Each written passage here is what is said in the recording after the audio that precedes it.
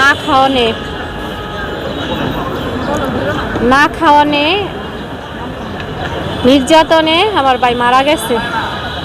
আমার ভাই কারা বা কে অজ্ঞাতভাবে অনেক এটার একটা ঘ্যাং আছে, তারা লোভ লালসা দেখায় আমার ভাই যদি জীবিত থাকতো তাহলে আপনাকে সামনে তার মুখে উপস্থাপনা করতো, কিন্তু এখন তো সে নাই। সে একমাত্র বলতে পারতো যে কিভাবে তারে কি করলো, কি টর্চারিং করলো, কি অত্যাচার করছে আর কিভাবে সে মারা গেছে।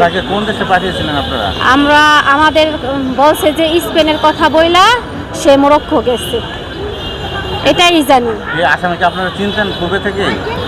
আসামি আমরা কেউই চিনি না, একমাত্র আমার ভাই চিনতো।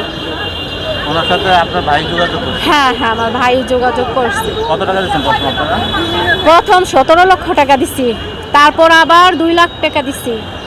হ্যাঁ, তারপর আবার যখন সে অসুস্থ, মানে এরকম অবস্থা হয়ে গেছে, সে আমার বলতেছে শুধু হঠাৎ করে একদিন রাত্র, ও আপা আপারে, ও আপারে আমি লাইনে ছিলাম, আমি আর কথা বলতে পারি না, নিখোঁজ ছিলাম।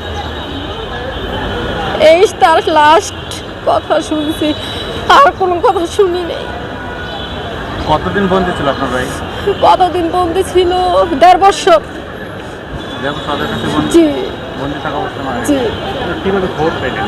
খবর পেলাম এই ভাইয়ের মাধ্যমে।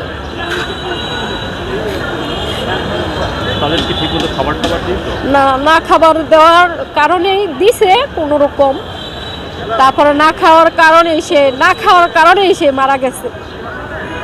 খাবারের আর টর্চারিংয়ের ইয়েতেই সে মারা গেছে, মানসিক টর্চারিং সে মারা গেছে।